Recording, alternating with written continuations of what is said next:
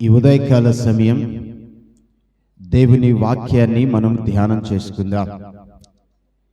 దేవుని వాక్యం మన జీవితాలకు చాలా అవసరమైనటువంటి వాక్యాన్ని, నేర్చుకోవలసినటువంటి వాక్యాన్ని ఇష్టపడేటువంటి వారు ఈ లోకంలో చాలా తక్కువగా కనబడుతూ ఉన్నారు.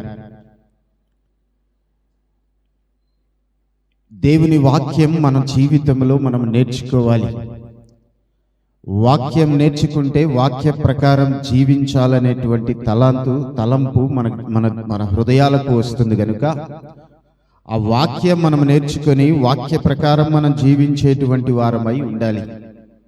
ఒక రోజున యేసు ప్రభువు వారు మార్తా, మరియా, లాజరు అనేటువంటి లాజరు ఇంటికి వెళ్ళాడు. లాజరు ఇంటికి వెళితే మార్తా, మరియా వారిద్దరు కూడా ఇంట్లో ఉన్నారు. ఇంట్లో ఉన్నప్పుడు మార్తా విస్తారమైనటువంటి పనులు పెట్టుకుంది.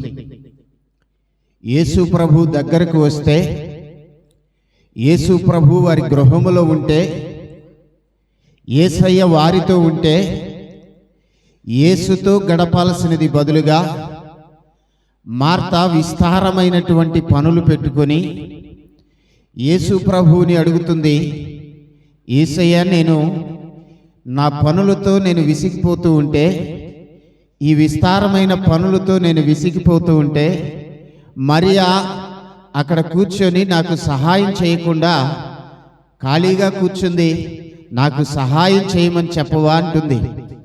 అప్పుడు దేవుడు అంటున్నాడు, మరియా ఉత్తమమైన దానిని ఎన్నుకున్నది, ఉత్తమమైన దానిని మరియా ఏర్పరచుకున్నది అని దేవుని యొక్క మాటలు వింటున్నటువంటి, దేవునితో గడుపుతున్నటువంటి, దేవుని యొక్క సహవాసం కోరుకుంటున్నటువంటి మరియను గురించి దేవుడు మాట్లాడుతున్నాడు.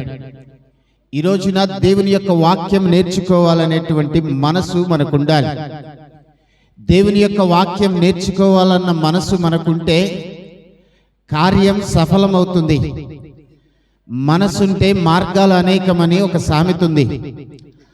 అది అక్షర సత్యం. కారణం ఏమిటంటే దేవుని వాక్యం నేర్చుకోవాలి, దేవుని సన్నిధిలో ఉండాలి, దేవుని సన్నిధిలో గడపాలన్నటువంటి ఆలోచన మనిషి జీవితంలో ఉంటే మనిషి తొందరపడి, మనిషి వేగిరపడి దేవుని సన్నిధికి వస్తాడు, దేవుని వాక్యము దగ్గరకు వస్తారు. దేవుని వాక్యం ఎక్కడ దొరికితే అక్కడకు పరిగెత్తుతారు. కాబట్టి ఆ మనస్సును మనము పొందుకొని దేవుని యొక్క వాక్యము నేర్చుకోవాలి, దేవునితో గడపాలనేటువంటి మనస్సును కలిగి ఈ ఉదయకాల సమయం ముందుకు కొనసాగాలని మీకు జ్ఞాపకం చేస్తూ ఉన్నాను. ఈ మనస్సును గురించి పరిశుద్ధ గ్రంథములో ఒక మాట వ్రాయబడింది.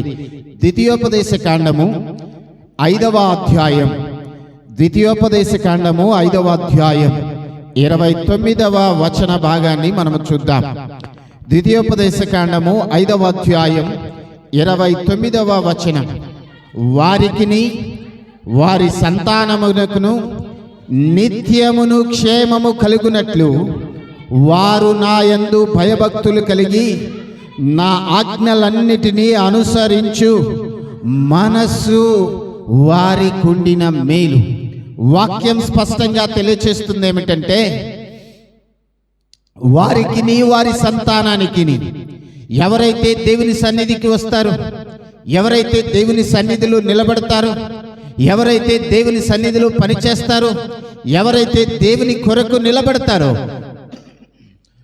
వారికిని వారి సంతానానికిని నిత్యము క్షేమము కలిగినట్లు, ఏదో ఒక రోజో లేదా ఒక రోజో, ఒక వారమో, ఒక నెలో, ఒక సంవత్సరమో కాదు, వారి బ్రతుకు దినములన్నీ, వారు జీవించిన కాలములన్నీ వారికి క్షేమము కలిగే విధంగా, వారికి నెమ్మది కలిగే విధంగా వారు ఉండాలి అంటే వారు చేయవలసినటువంటి మొట్టమొదటి పని ఏమిటంటే నా యందు భయభక్తులు కలిగి ఉండాలన్న సంగతి వారికి అర్థం అవ్వాలి.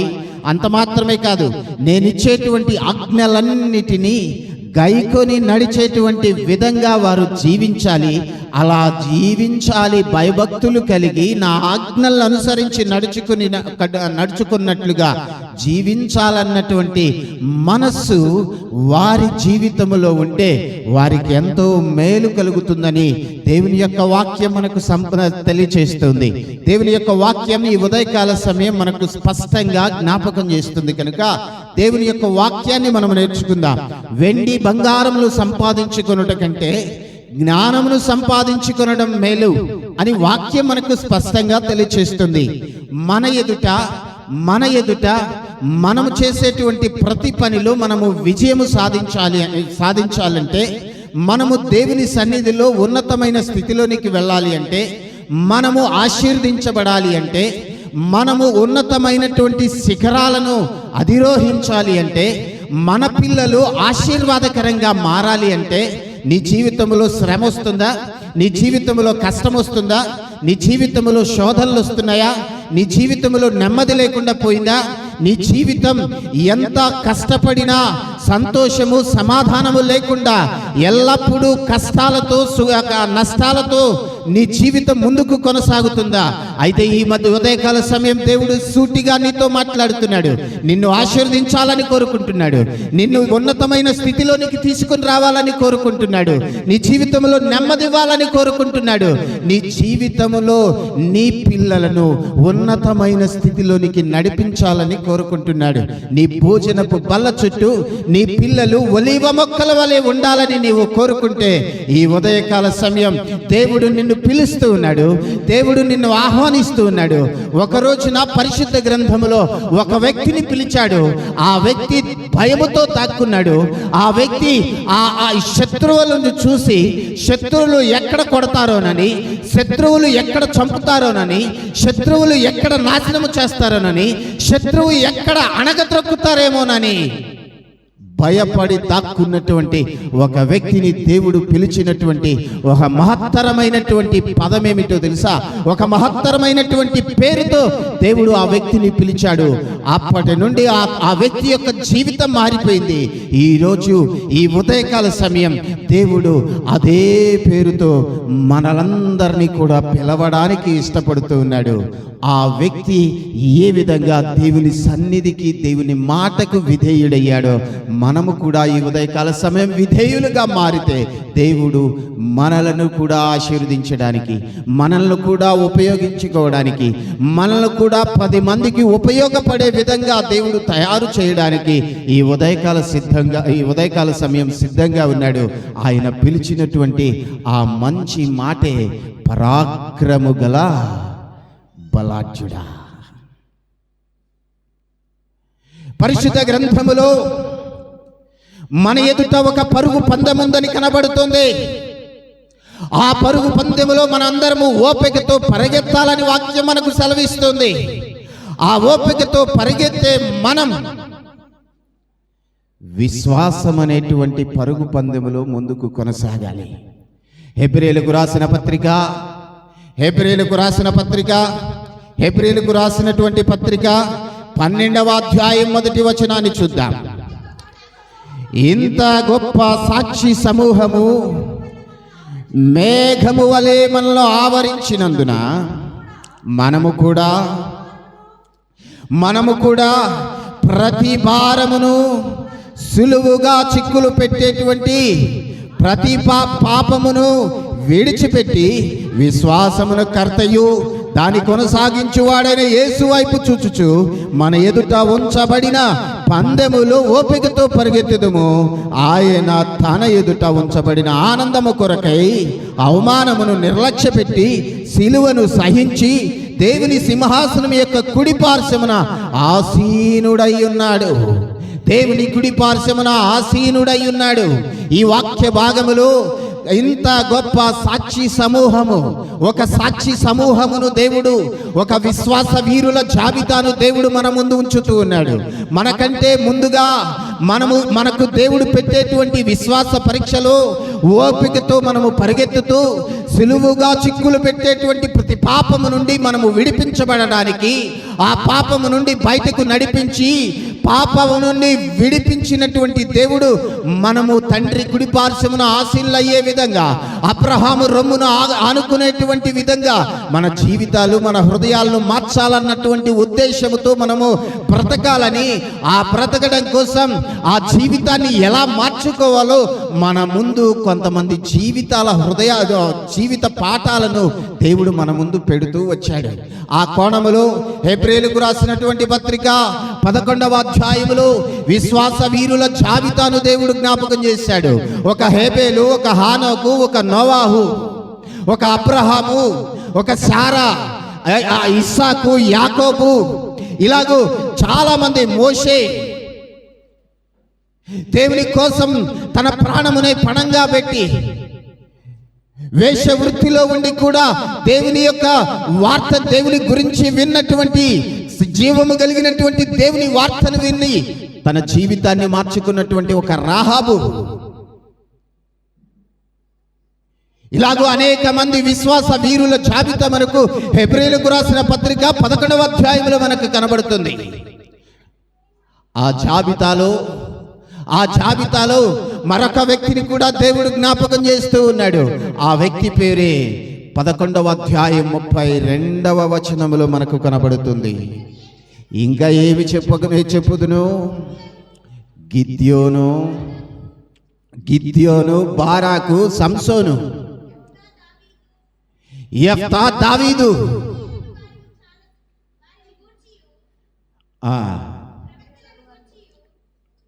చాలు.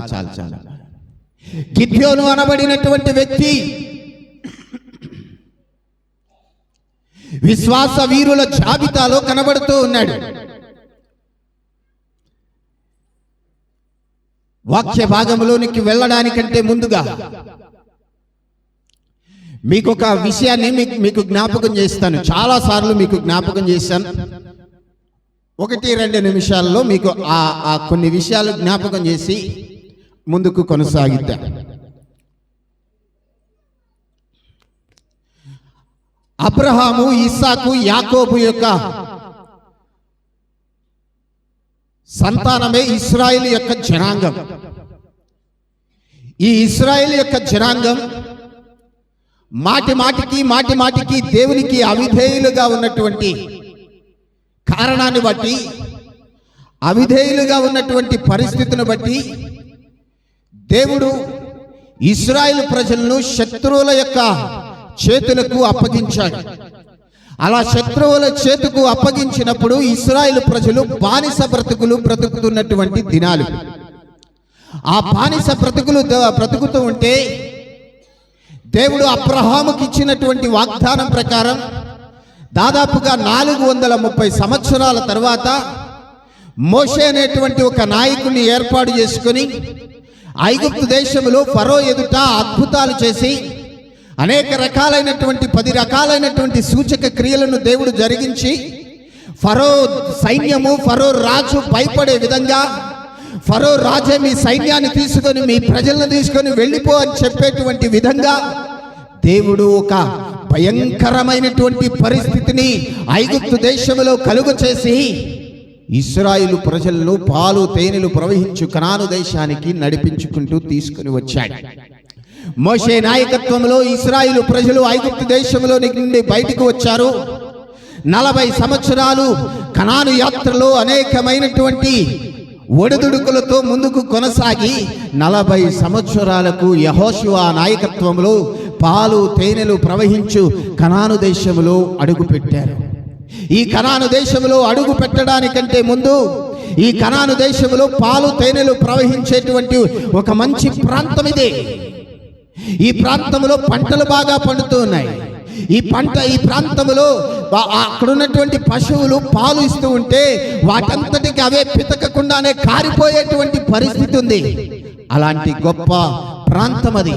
అమోరీలు, పెరిచ్చీలు, అమాలేకీలు, ఇంతకుముందు అనేక మంది ప్రజలు, అన్య జనులు ఆ ప్రాంతంలో నివసిస్తూ ఆ ప్రాంతాన్ని ఆ స్వాధీనంలో ఉంచుకున్నారు. ఆ స్వాధీనంలో ఉంచుకున్నటువంటి వారి చేతిల్లో నుండి తీసుకుని పాలు తేనెలు ప్రవహించు ఆ ప్రాంతాన్ని దేవుడు ఇశ్రాయేలు ప్రజలకు అప్పగించాడు. ఇశ్రాయేలు ప్రజల్లో ఉన్నటువంటి 12 గోత్రాలకు, గోత్రానికి కొంత చొప్పున ఆ ప్రాంత ప్రజలందరూ, ఆ ఇశ్రాయేలు ప్రజలందరికీ కూడా ఆ ప్రాంతంలో ఉన్నటువంటి భూములను దేవుడు పంచిపెట్టాడు. అలాగూ పంచిపెట్టిన తరువాత వారి జీవితంలో దేవుణ్ణి ఎరుగనటువంటి తరం ఒకటి వచ్చేసింది. ఇశ్రాయేలు ప్రజల్లో దేవుణ్ణి ఎరుగనటువంటి తరం ఒకటి వచ్చేసింది. అందుకనే ఈ విషయాలన్నీ బాగుగా తెలిసినటువంటి జ్ఞాని అయినటువంటి మోషే ఆయన చనిపోక ముందు ఒక మాట మాట్లాడుతున్నాడు. ఏమనో తెలుసా? ద్వితీయోపదేశకాండము 31వ అధ్యాయము 29వ వచనములో చూద్దాం. చూడండి, ద్వితీయోపదేశకాండము 31వ అధ్యాయం 29వ వచనం. ఏలయనగా మోషే తెలియజేస్తున్నాడు.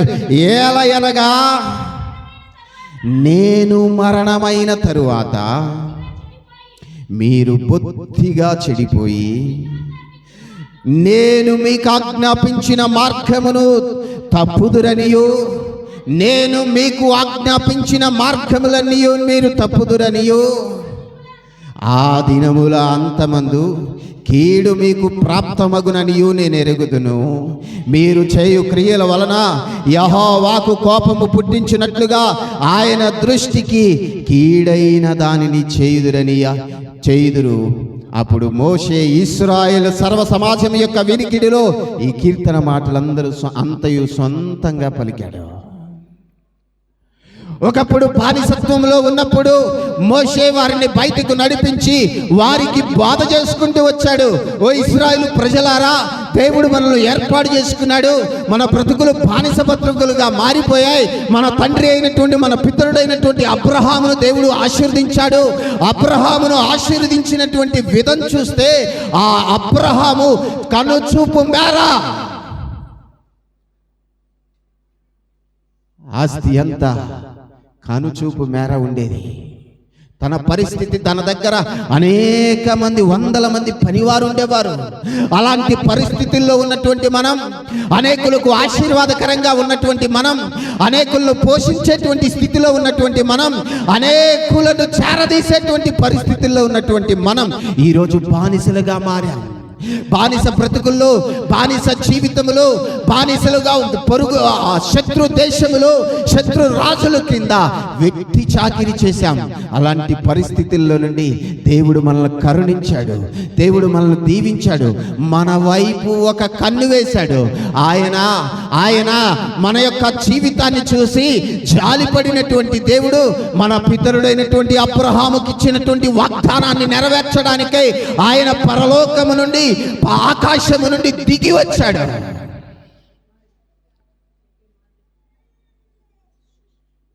దేవుని సన్నిధిలో ప్రార్థన చేస్తే వెట్టి చాకిరి చేయలేక, ఆ బానిస బ్రతకలేక, శత్రు దేశంలో ఉండలేక, వారు పెట్టేటువంటి పనుల్లో వారు పెట్టేటువంటి కష్టమును చూడలేక దేవుడు ఆకాశం నుండి దిగి వచ్చాడు. నిర్గమకాండ 3వ అధ్యాయంలో ఈ మాటలన్నీ రాయబడి ఉన్నాయి. అలాగూ దిగి వచ్చినటువంటి దేవుడు మనలను ఐగుప్తులో నుండి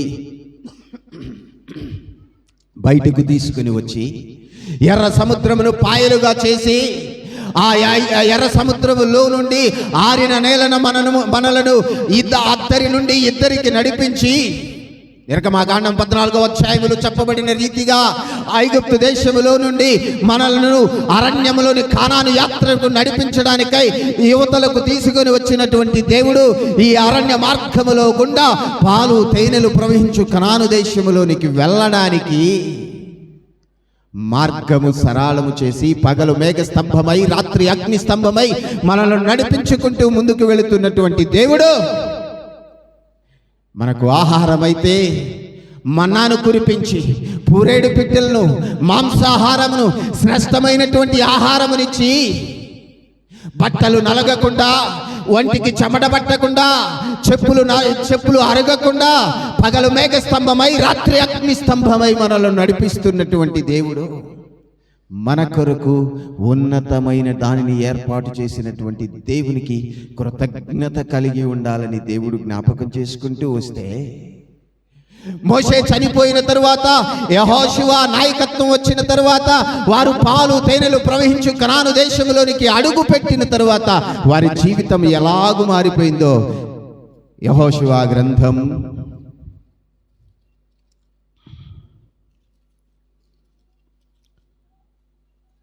న్యాయాధిపతుల గ్రంథం 2వ అధ్యాయం 10వ వచనం.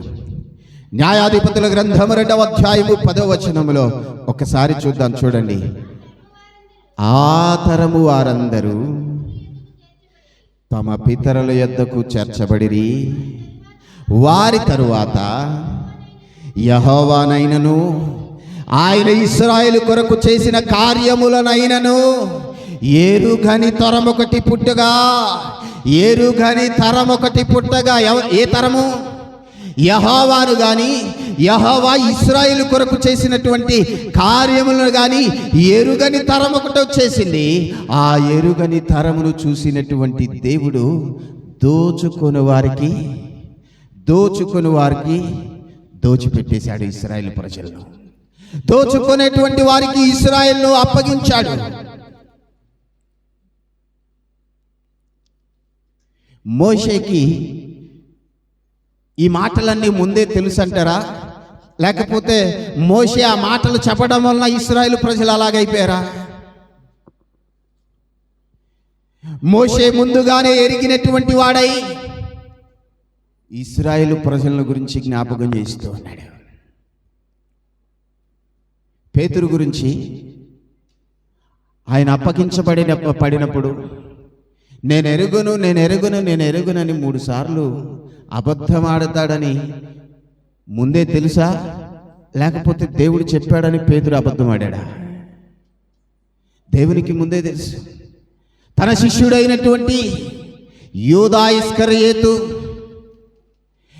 ఇస్కరియోతు యేసును పట్టిస్తాడని దేవునికి ముందు తెలుసా? ఆయన చెప్పాడని యూదా ఇస్కరియోతు పట్టించాడా?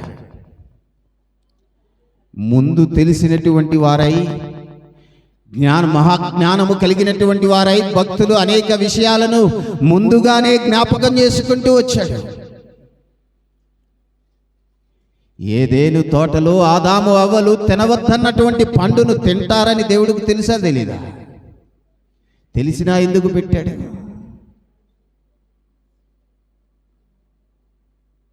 జ్ఞాపకం చేసుకుందాం. పరిశుద్ధ గ్రంథములో దేవుని ఎరుగనిటువంటి తరం వచ్చేసింది. ఆ దేవుని యొక్క ఎరుగనిటువంటి తరము వస్తే, ఆ దేవుని ఎరుగనటువంటి తరమును దోచుకునేటువంటి వారికి దేవుడు అప్పగించేశాడు. ఆ అప్పగించేటువంటి క్రమములో మొట్టమొదటిగా ఇశ్రాయేలు ప్రజలను అరామ్నహరాయిము అనేటువంటి మెసపటోమియా రాజుకు ఇశ్రాయేలు ప్రజలను బానిసలుగా అప్పగించాడు. మెసపటోమియాలో, అరామ్నహరాయిములో ఈ ప్రజలందరూ, ఇశ్రాయేలు ప్రజలందరూ బానిసలుగా బ్రతుకుతూ ఉంటే, ఆ బానిస బ్రతకలేక, ఆ కష్టము చేయలేక, వెట్టి చాకిరి చేయలేక మరలా ఇశ్రాయేలు ప్రజలు దేవుని సన్నిధిలో మొరపెడితే, ప్రభువా నీవే మాకు దిక్కు, మా పితరులకు నీవు చేసినటువంటి కార్యములు మేము ఎరుగుదము ప్రభువా, ఐగుప్తులో నుండి మా పితరులను బయటకు తీసుకొచ్చినటువంటి విధం మేము ఎరుగుదము ప్రభువా, మమ్మల్ని కరుణించవా, మమ్మల్ని విడిపించవా అని ప్రభువును వేడుకుంటే, ప్రభువు వారి నుండి, అరామ్నహరాయిము వారి నుండి దేవుడు ఇశ్రాయేలు ప్రజలను విడిపించడానికై దేవుడు ఒత్నియేలు అనేటువంటి ఒక ఆయన దేవుడు లేపుకొని, ఒత్నియేలును ఏర్పాటు చేసుకొని, ఒత్నియేలు ద్వారా ఇశ్రాయేలు ప్రజలను మరలా అరామ్నహరాయిము వారి చేతిలో నుండి విడిపించి పాలు తేనెలు ప్రవహించు కనాను దేశంలోనికి వారిని నడిపించేశాడు, స్వతంత్రులుగా చేశాడు. మరలా కొంతకాలానికి మరలా వారు దేవుని సన్నిధిలో నుండి పడిపోయారు, దేవుని సన్నిధిని మర్చిపోయారు, దేవుని కార్యాలను మర్చిపోయారు. మోషే వారికి నేర్పించినటువంటి బాధనునే మర్చిపోయారు. వారికి ఇచ్చినటువంటి ఆజ్ఞలను, కట్టడలను, విధులను విడిచిపెట్టి వారి ఇష్టానుసారంగా జీవించడం ప్రారంభించారు. అలా జీవించడం ప్రారంభిస్తే దేవుడు మరలా కోపగించుకొని ఇశ్రాయేలు ప్రజలను మోయాబు దేశంలో ఉన్నటువంటి మోయాబు రాజులకు, మోయాబు ప్రాంతానికి వీరిని బానిసలుగా అప్పగించాడు. మరలా దేవుని సన్నిధిలో ప్రార్థించారు, దేవుని మొరపెట్టుకున్నారు. దేవుడు వారి మొరను మరలా ఆలకించి వారిని విడిపించడానికై ఏహూదు అనేటువంటి ఒక న్యాయాధిపతిని దేవుడు ఏర్పాటు చేసుకొని ఏహూదు ద్వారా ఇశ్రాయేలు ప్రజలను మరలా స్వతంత్రులుగా చేశాడు. ఆ తర్వాత కొంతకాలానికి మరలా ఇశ్రాయేలు ప్రజలు తప్పు చేశారు. ఇశ్రాయేలు ప్రజలు దేవుడిచ్చినటువంటి ఆజ్ఞలను, విధులను, కట్టడలను విడిచిపెట్టి ఇష్టానుసారంగా జీవిస్తుంటే ఈసారి ఫిలిస్తీయుల చేతికి అప్పగించాడు. ఆ ఫిలిస్తీయుల చేతిలో నుండి విడిపించడానికై షమ్గరు అనేటువంటి ఒక న్యాయాధిపతిని దేవుడు ఏర్పాటు చేసుకున్నాడు.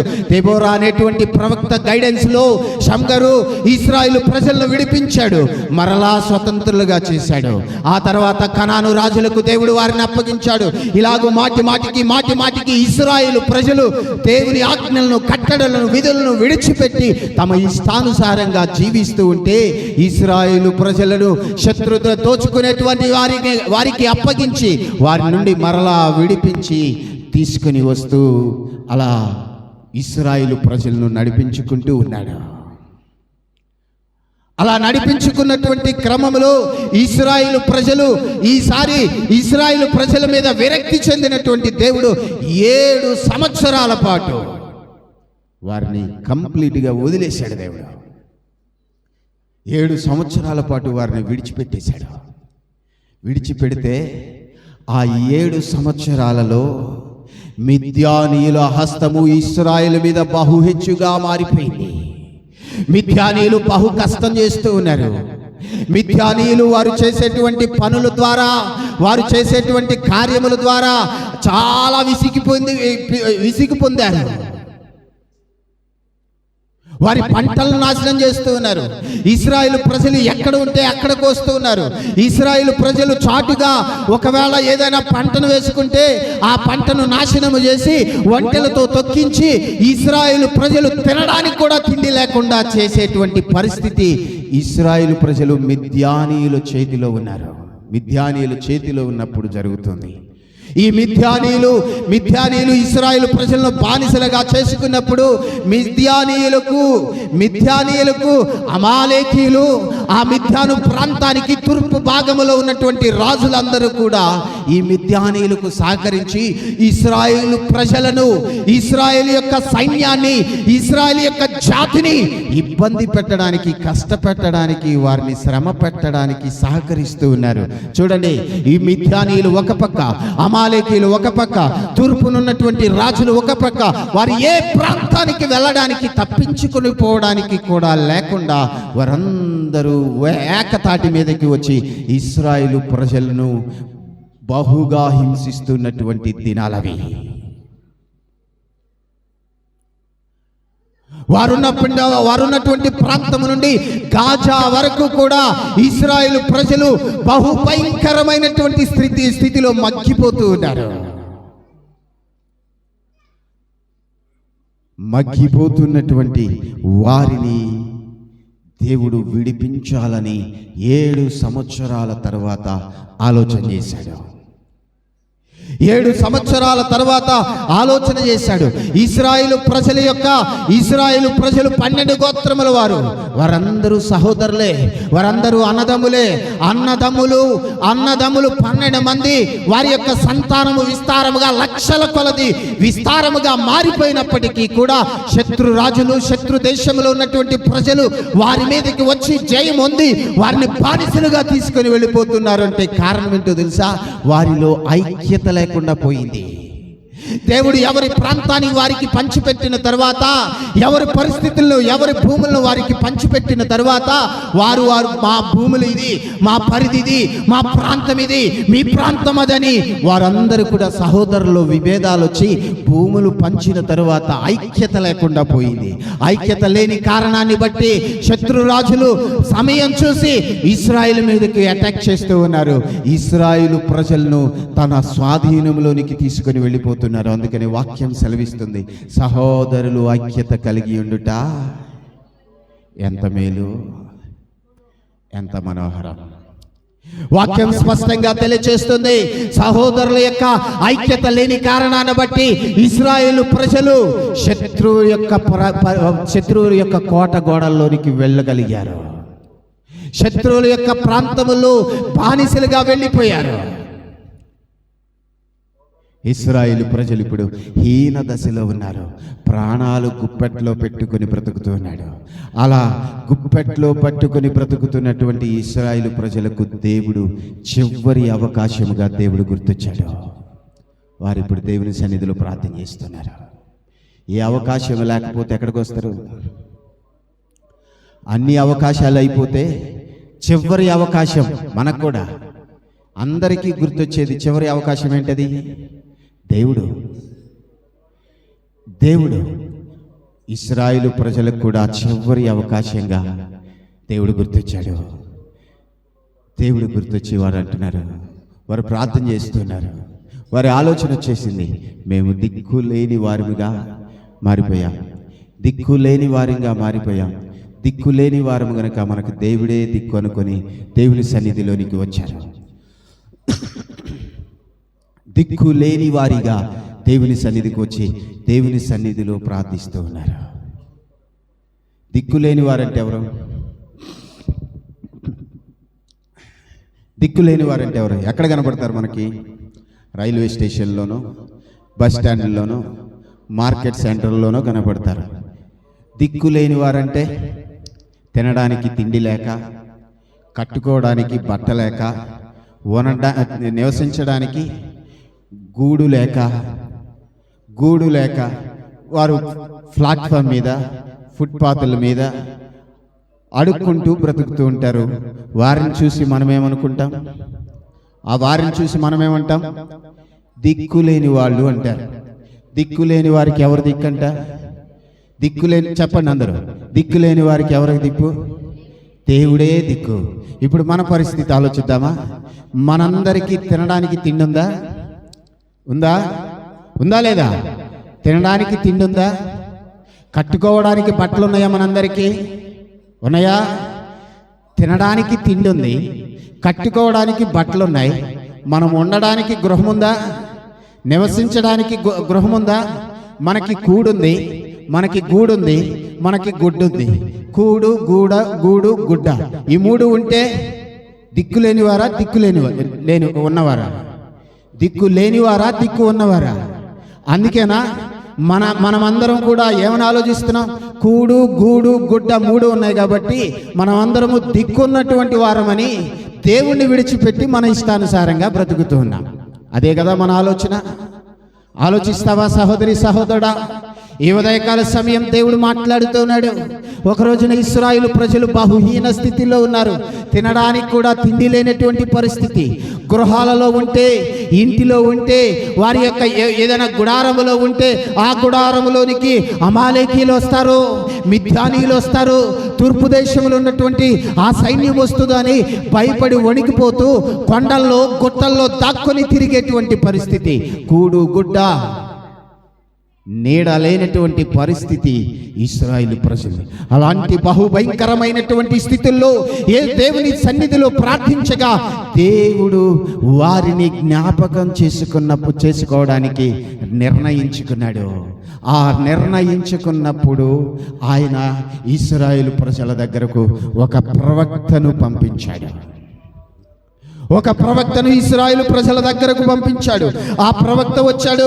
ఇశ్రాయేలు ఎదుట ఇశ్రాయేలు గాజాకు పోవునంతగా భూమి పంటలు నాశనం అయిపోతే ఇశ్రాయేలు ప్రజలకు దగ్గరకు దేవుడు ఒక ప్రవక్తను పంపించాడు. చూడండి, న్యాయాధిపతుల గ్రంథం 6వ అధ్యాయం. న్యాయాధిపతుల గ్రంథం 6వ అధ్యాయం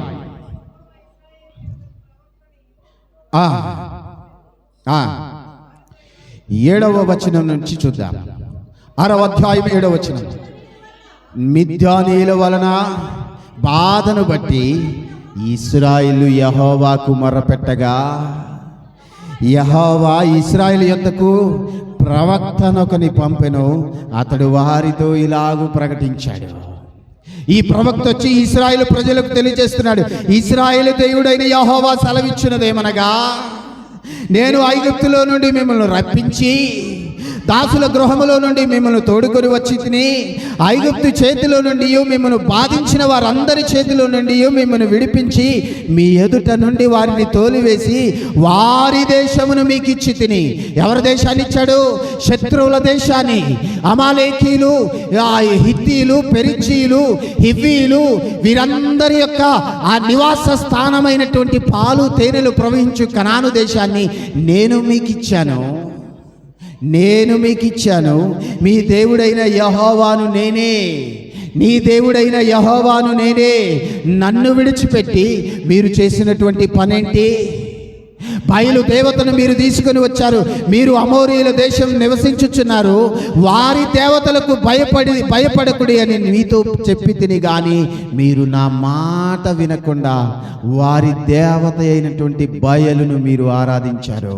వారి దేవత అయినటువంటి బయలుకు మీరు కూడా బలిపీఠం కట్టారు. మీరు కూడా దేవతా స్తంభములు నిలబెట్టారు. మీరు కూడా ఆ బయలు ఆరాధనలో, విగ్రహారాధనలో విగ్రహాన్ని నిలబెట్టి ఆ విగ్రహముతోనే జీవిస్తూ ఉన్నారు. అదే దేవుడు అనుకుంటున్నారు. నిజ దేవుడైనటువంటి నేను మిమ్మల్ని ఐగుప్తు దేశంలో నుండి విడిపించి నడిపించి పాలు తేనెలు ప్రవహించు ఆ కనాను దేశంలోనికి, శ్రేష్టమైనటువంటి దేశంలోనికి మిమ్మల్ని తీసుకొని వస్తే మీరు మాత్రం నన్ను విడిచిపెట్టి బయలు దగ్గరకు వెళ్ళారు అని ప్రవక్తను పంపించి జ్ఞాపకం చేస్తూ ఉంటే ఇశ్రాయేలు సర్వ సమాజం తలదించుకుంది. ఆ పరిస్థితి చూసినటువంటి తర్వాత దేవుడు ఆ ప్రాంతంలోనే ఒఫ్రా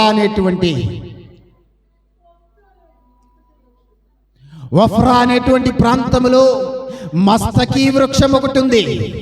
ఆ మస్తకి వృక్షము దగ్గరకు దేవుడు పరలోకము నుండి ఒక దూతను పిలిచి ఆ దూతను పంపించాడు మస్తకి వృక్షము క్రిందకి. ఎందుకు మస్తకి వృక్షము కిందకే పంపించాడు? మస్తకి వృక్షము చాలా ప్రాముఖ్యతను సంతరించుకుంది. మస్తకి వృక్షం పరిశుద్ధ గ్రంథములో మనకు అనేకమైనటువంటి జీవిత సత్యాలను నేర్పిస్తుంది. ఆ మస్తకి వృక్షము కిందకు దేవుని యొక్క దూత వచ్చింది. దూత మస్తకి వృక్షము కిందకు వచ్చి కూర్చుంది. మస్తకి వృక్షము ఔషధ గుణములు కలిగినటువంటి వృక్షం. ఆ ప్రాంతంలో, ఆ పరిస్థితుల్లో, ఆ ప్రజలలో ఎవరికైనా రోగం వస్తే సకల రోగ నివారణ ఏంటది? సకల రోగ నివారణ ఏంటది? జలుబు, దగ్గు, తలనొప్పి, వీటన్నిటికీ సరైన మందు ఏంటది? జెండు బామ్ కాదు. వాక్యం ఏం చెప్తుందో తెలుసా? సకల రోగ నివారణి మస్తకి వృక్షం. ఆ వృక్షము నుండి తీయబడినటువంటి ఔషధములు సకల రోగాల నుండి నివారణ కలిగించేదట. అంటే మస్తకి వృక్షం స్వస్థతకు సాదృశ్యంగా ఉంది. మస్తకి వృక్షం యొక్క చెక్కలు, ఆ మొద్దులు, కొమ్మలు చాలా బలంగా ఉంటాయి. బలమైనటువంటి చెట్టు మస్తకి వృక్షం. మస్తకి వృక్షం బలానికి సాదృశ్యంగా ఉంది. శత్రువును ఎదిరించే విధంగా, ఎదిరించగలిగినటువంటి దానిగా సాదృశ్యంగా ఉంది. మస్తకి వృక్షం చాలా ఎత్తైనటువంటి వృక్షం. అది దాదాపుగా 45 మీటర్లు, అంటే 147 అడుగుల ఎత్తు పెరుగుతుందంట. ఎంత ఎత్తు? 147 అడుగుల ఎత్తు పెరగగలిగినటువంటి వృక్షం మస్తకి వృక్షం. అది ఎత్తైనటువంటి వృక్షం. ఆ వృక్షాన్ని దేవుడు ఇప్పుడు ఇశ్రాయేలు ప్రజలకు జ్ఞాపకం చేస్తున్నాడు. ఆ మస్తకి వృక్షము క్రిందకు వచ్చినటువంటి దూత అదే ప్రాంతములో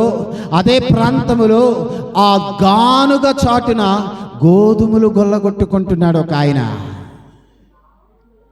ఆ ప్రాంతంలో గోధుమలను దొల్లగొట్టుతున్నటువంటి ఆయన దగ్గరకు ఇప్పుడు దేవుని దూత వచ్చి ఆయనతో మాట్లాడుతుందని. ఆగమ్మ, దేవుని దూత వచ్చి ఆయనతో మాట్లాడుతూ ఉన్నాడు. ఆయనతో మాట్లాడుతూ ఉన్నప్పుడు ఆ దూత దేవుడు పంపితే అక్కడికి వచ్చాడు. దేవుడు పంపితే అక్కడికి వచ్చాడు. అక్కడ ఉన్నటువంటి వ్యక్తి యొక్క జీవితాన్ని ఒక్కసారి ఆలోచన చేసి వాక్య భాగాన్ని చదువుదాం. ఏం చేస్తున్నాడు ఆ వ్యక్తి? గోధుమలు దొల్లగొట్టుతున్నాడు. గానుగ చాటుకు ఎందుకు వెళ్ళాడు? మిథ్యానీయులు కానీ అమాలేకీయులు కానీ తూర్పునున్నటువంటి వారు కానీ ఎవరైనా చూసి ఆయన బాగు చేస్తున్నటువంటి గోధుమలను కొల్లగొట్టుకుని పోతారేమోనని, వాటిని కూడా నాశనము చేస్తాడేమోనని ఇప్పుడు భయముతో గానుగ చాటుకు వెళ్ళి గోధుమలను ఏరుకుంటున్నాడు, గోధుమలను బాగు చేసుకుంటున్నాడు. ఇప్పుడు ఆ ప్రాంతంలో భయముతో ఉన్నటువంటి వ్యక్తి, ఆ ప్రాంతంలో గానుగ చాటునన్నటువంటి వ్యక్తి యొక్క జీవితం భయముతో నిండి ఉంది. రెండవదిగా ఆ వ్యక్తికి తనను నడిపించేటువంటి తనను ఏర్పాటు చేసుకున్నటువంటి దేవుని మీద విశ్వాసము లేనటువంటి వ్యక్తిగా మనకు లేఖనములో కనబడుతున్నాడు. ఒకటి భయముతో ఉన్నాడు, రెండవది దేవుని మీద విశ్వాసం లేకుండా ఉన్నాడు, మూడవది దేవుని మీద విశ్వాసం లేకపోయింది, తన మీద కూడా తనకు విశ్వాసము లేనటువంటి స్థితిలో ఉన్నాడు.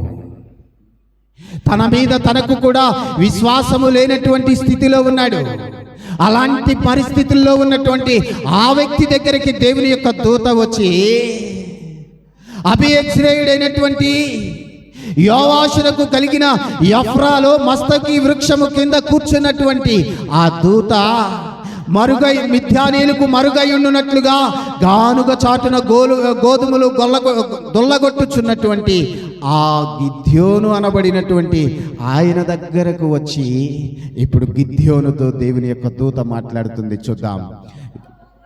న్యాయాధిపతుల గ్రంథం 6వ అధ్యాయం 13వ వచనం. యెహోవా దూత అతనికి కనబడి, పరాక్రమము గల బలాఢ్యుడా.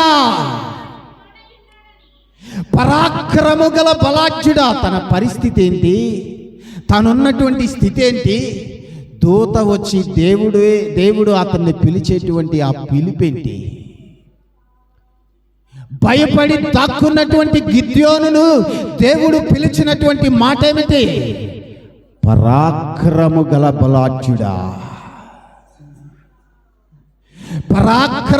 బలాఢ్యుడా.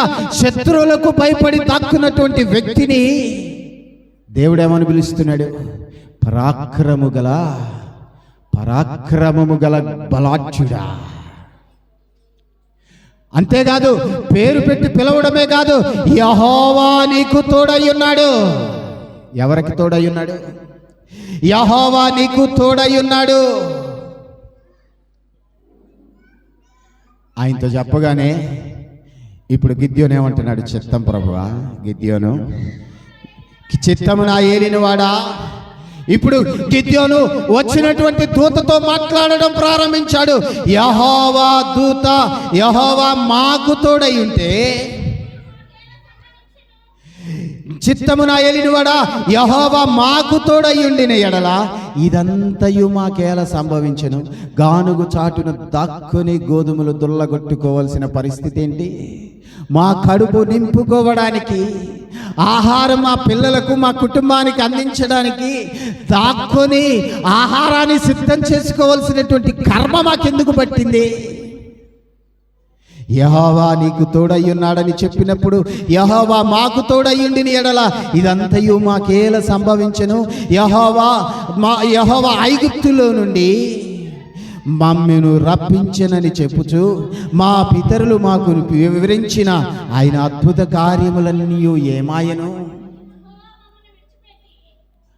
అద్భుత కార్యాలు చేశాడే ఐగుప్తులో, సూచక క్రియలు చేశాడే ఐగుప్తులో. ఐగుప్తులో గొప్ప కార్యాలు జరిగించాడే. బయటకు వచ్చిన తరువాత కూడా ఇశ్రాయేలు ప్రజలకు ఎర్ర సముద్రము ఎదురుగా వస్తే, పీహహీరోతు అనేటువంటి ప్రాంతంలో ఎర్ర సముద్రము ఎదురుగా వచ్చినప్పుడు దేవుడు మోషేను ఏర్పాటు చేసుకొని, మా పితరుడైనటువంటి మా నాయకుడైనటువంటి మోషే చేతిలో ఉన్నటువంటి కర్రను ఎత్తి చూపమని చెప్పి ఆ కర్ర ద్వారా చెయ్యి ఎత్తగానే ఇశ్రాయేలు ప్రజలకు ఎదురుగా ఉన్నటువంటి ఎర్ర సముద్రం 2 పాయలుగా చీలిపోయింది.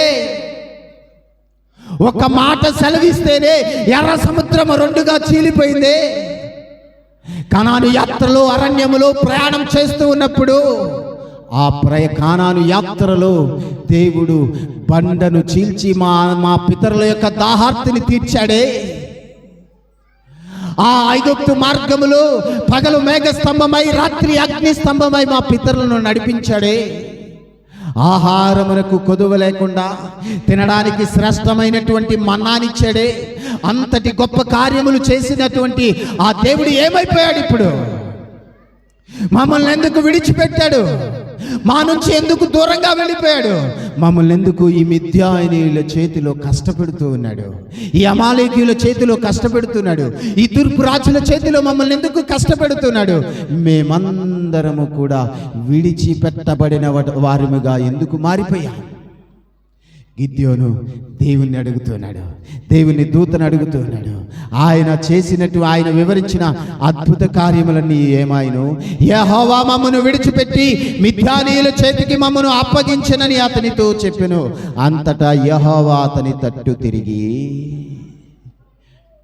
ఇప్పుడు అంటున్నాడు, నీవు ధైర్యాన్ని కోల్పోయావు, బలము లేదనుకుంటున్నావు, విశ్వాసాన్ని కోల్పోయావు, నమ్మకాన్ని కోల్పోయావు. అయితే నీవు చేయవలసినటువంటి ఒక పని ఉంది. ఆ పని ఏంటో తెలుసా? నీవు బలము తెచ్చుకొనుము. నీవు బలము తెచ్చుకొనుము.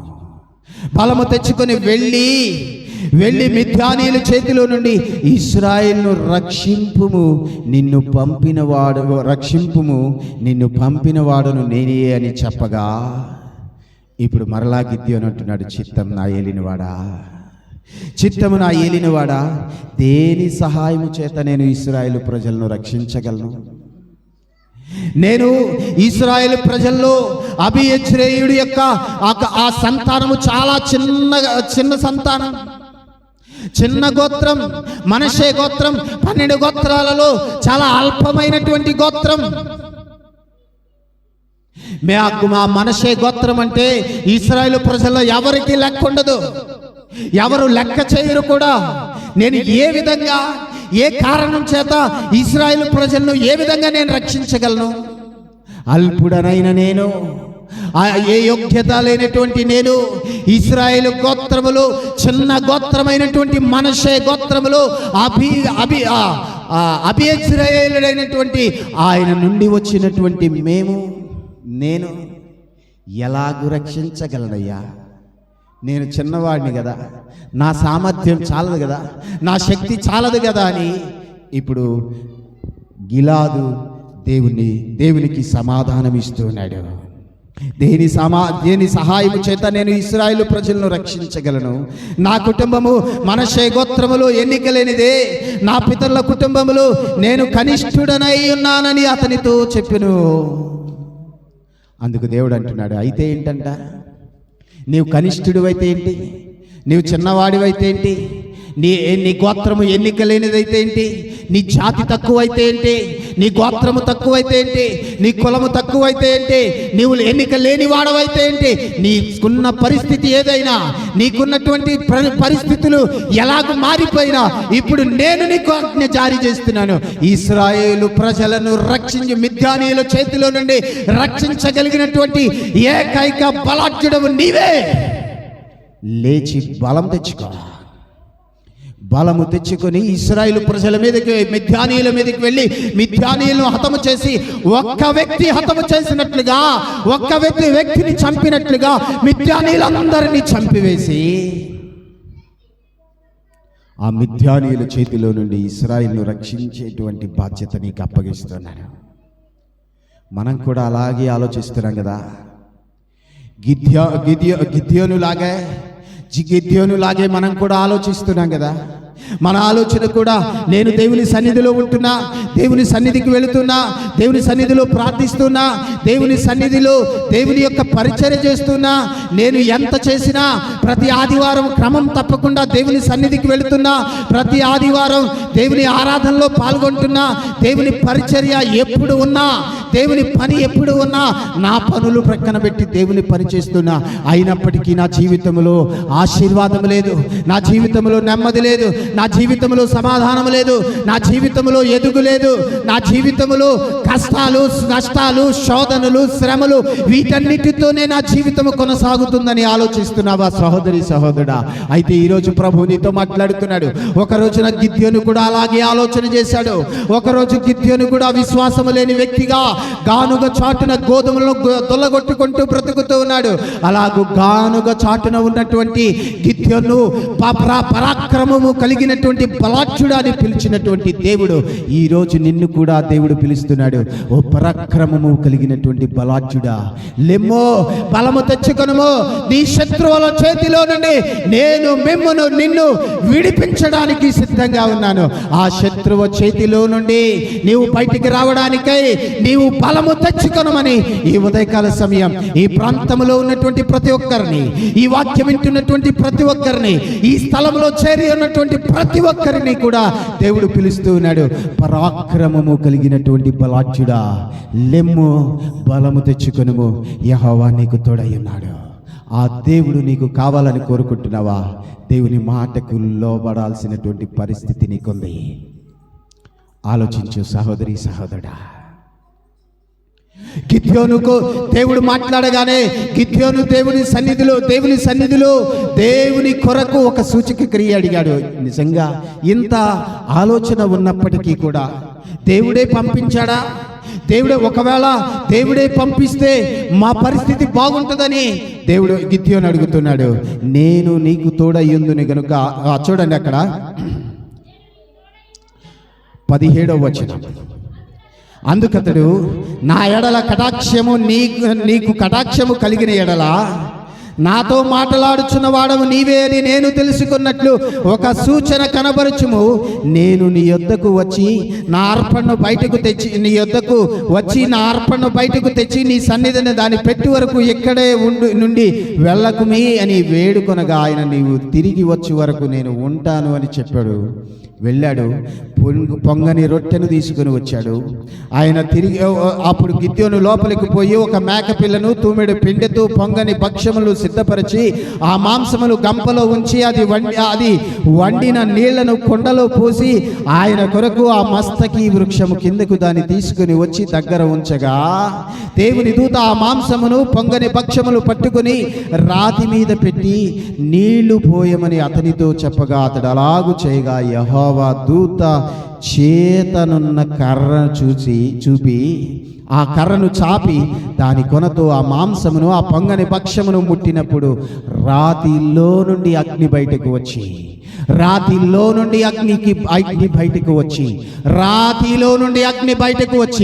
గిద్యోను ఇచ్చినటువంటి అర్పణను దహించి వేసింది.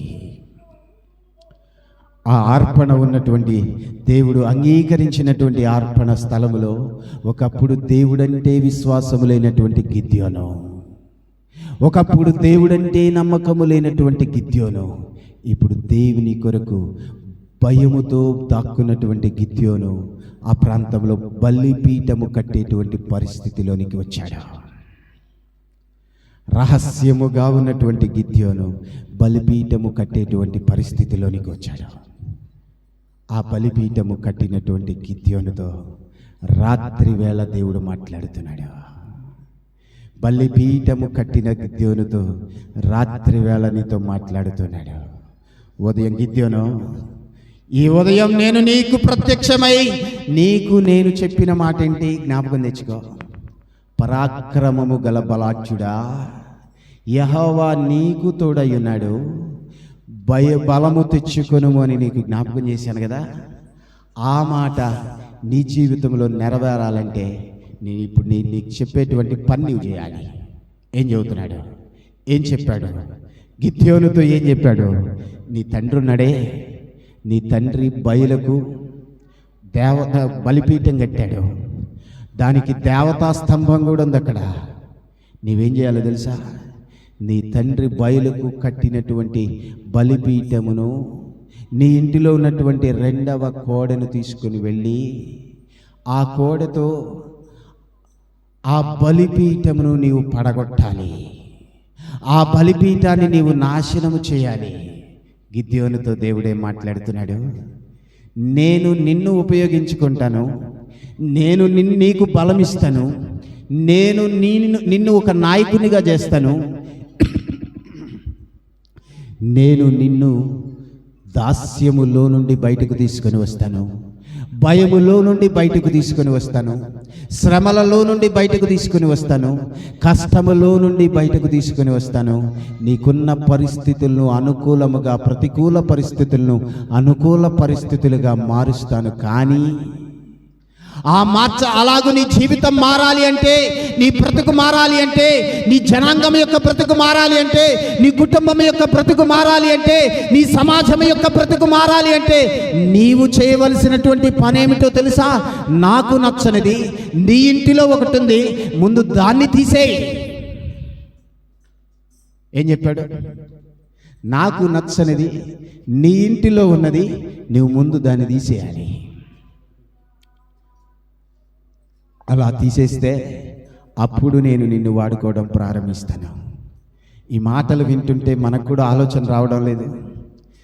మనం కూడా ఆశీర్వాదం లేక, మనం కూడా కష్టాల్లో బ్రతుకుతూ, మనకు కూడా నెమ్మది లేనటువంటి జీవితాన్ని జీవిస్తూ, మనం కూడా దేవుడు లేడు మమ్మల్ని విడిచిపెట్టాడు అనేటువంటి పరిస్థితుల్లో జీవిస్తూ ఉన్నటువంటి మనం ఆలోచన చేద్దామా?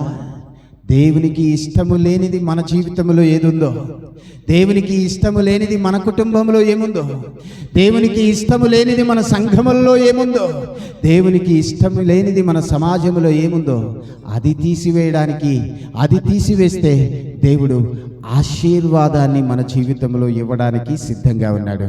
కనుక మనము మిథ్యానీయుల మీదకు యుద్ధానికి వెళ్ళేటానికి ముందుగా దేవుడు గిద్యోను జీవితంలో, కుటుంబంలో ఉన్న ఇష్టము లేనటువంటి దాన్ని తొలగిస్తూ ఉన్నాడు. మనకు కూడా మన ఎదుట యుద్ధం ఉంది, కానీ ప్రత్యర్థి వేరు.